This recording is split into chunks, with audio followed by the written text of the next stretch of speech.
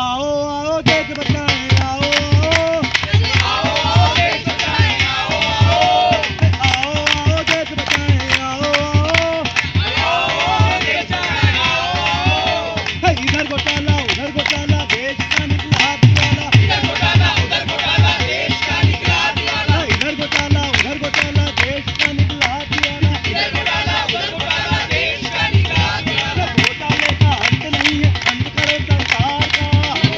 मोदी लाओ कमल खिलाओ, अब तो भैया बहुत हो गया घोटालेबाजों को भगाओ।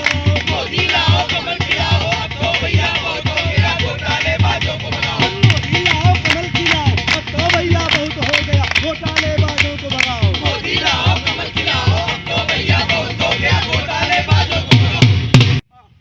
अरे भाई तुम कौन हो? मैं भारत हूँ, कभी सोने की चिड़िया कहलाता था, पूरी दुनिया को ज्ञान दिया करता था। और तुम्हारी ये हालत ऐसे कैसे हो गई है? इतिहास नहीं पढ़ा तुमने? हाँ पढ़ा है। जो लोग सही मायने में आजादी के लिए लड़े वो सब के सब मारे गए, बचे अंग्रेजों के चापलूस, सत्ता उनके हाथ में आ गई और आज वही लोग सत्ता में बैठे हैं। तुम्हें पता है 1947 में मेरे रुपए की कीमत पूरी दुनिया की करेंसी के बराबर थी और आज मेरे रुपए की कीमत क्या है? 60 रुपया बराबर मात्र $1। अरे घोटाले और गलत नीतियों के कारण भारत गर्क में चला गया है। पर तुम कौन हो? मैं भारत का भविष्य हूँ। तब तो ये भविष्य बहुत अंधकार में है भाई, क्योंकि केंद्र में जो सरकार बैठी है वो अपने फायदे के लिए और यूरोपीय देशों की फायदे की नीति के लिए काम करती है। तुम्हें पता है इंडिया इज ऑन सेल, हर व्यक्ति पर लगभग 20,000 रुपए का कर्ज है। मुझे तुम्हारी बात पे यकीन नहीं होता। अरे कैसे यकीन होगा? आंखों पर पट्टी जो बांध के बैठे हो। आओ तुम्हारी पट्टी खोलता हूँ, तुम्हें दिखाता हूँ। खिचड़ी वाले ने कहा था कि बिजली मुफ्त मिलेगी और मेरा 1,500 का बिल आया है। अस्सलाम वालेकुम पप्पा। वालेकुम अस्सलाम सर मियां, गुजरात में सब खैरियत तो है? अरे जहाँ मोदी जैसा मुख्यमंत्री होगा वहाँ तो सब अच्छा ही अच्छा होगा। और ये क्या लिए? भैया बिजली का बिल 1,500 रुपए है। 1,500 रुपए का बिजली का बिल? हाँ भैया, पंखा बंद रहता है, क्या बात है? टीवी में देखता नहीं, बहुत अच्छी और बात। फ्रिज खराब है, ओफ, घर में एक बल्ब जलाता हूँ उसका 1,500 का बिल आ गया। ये तो बहुत गड़बड़ है। और आप ही तो बोलते थे कि दिल्ली में खिचड़ीवाल की सरकार में बिजली मुफ्त मिलेगी। क्या था मुफ्त मिलेगी? तुम्हारे सामने 1,500 का बिल आया है। लेकिन हमारे गुजरात में तो ऐसी कोई समस्या नहीं, इसीलिए कहता हूँ पप्पा, लीडर बहुत सोच समझ के सुना करो। भैया ये बिजली का बिल देख के तो मेरा खून खौला जा रहा है। खून मत खोलो, चलो बिजली दफ्तर चल के शिकायत करते चलो। हैं। पंखा बंद, टीवी बंद, फ्रिज पड़ा खराब रे। पंखा बंद टीवी बंद फ्रिज पड़ा खराब रे, पंखा बंद, टीवी बंद, फ्रिज पड़ा खराब रे। पंखा बंद टीवी बंद फ्रिज पड़ा खराब रे। बिजली का बिल देख बढ़ गया ताज रे। मोदी लाओ कमल खिलाओ, अब तो भैया बहुत हो गया घोटालेबाजों को भगाओ। रामू एक कप चाय ले आओ। राम राम इंजीनियर साहब। राम राम, कैसे आना हुआ? ये है मेरे रहमान पुप्पा, ये अपने घर में सिर्फ एक बेबी साइज बल्ब जलाते हैं, इनका बिल है 1,500 रुपए। इतना कैसे आ गया?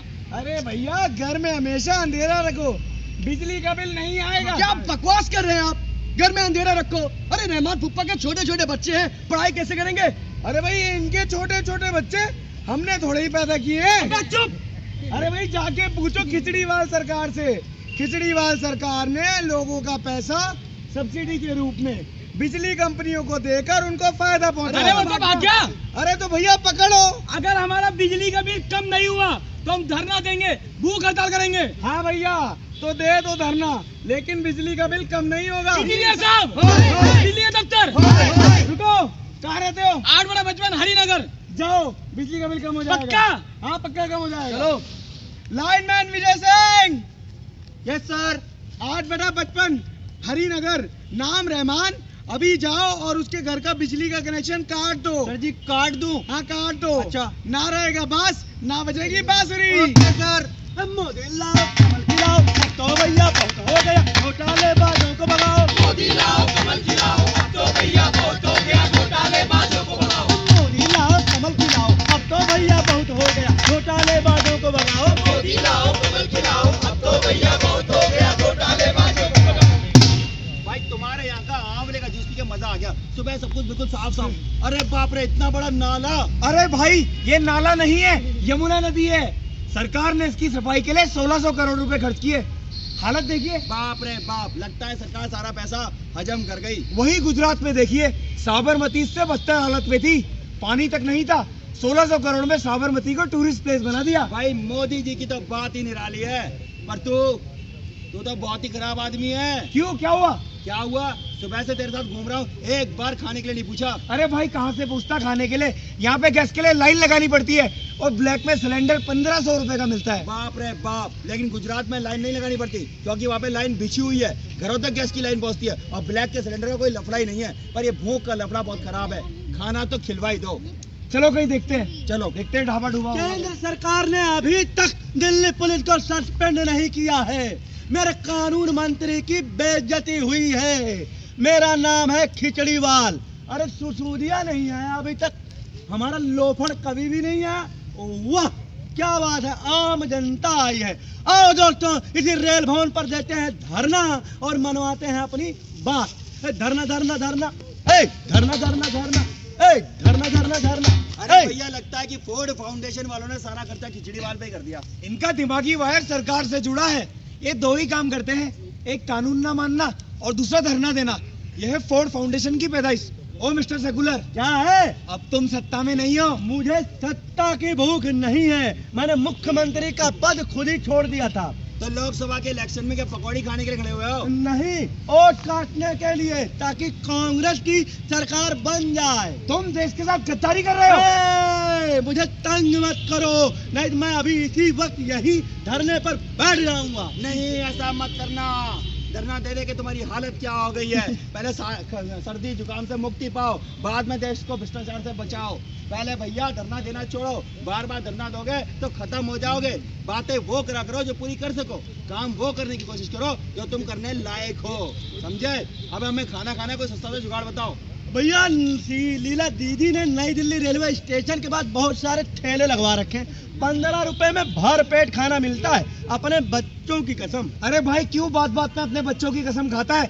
हम वहीं से आ रहे हैं, कोई ठेला वेला नहीं लगा है। झूठा कहीं का। मुझे झूठा बोला तो खुद ढूंढो और खुद खाओ। अरे भाई पकड़ो, गरम हो जाता है। ज्यादा भूखा मत रहा करो, धरना वरना मत दिया करो, गुस्सा बहुत जल्दी आता है। ठेला वेला कहीं नहीं लग रहा है, कोई दूसरा जुगाड़ बताओ।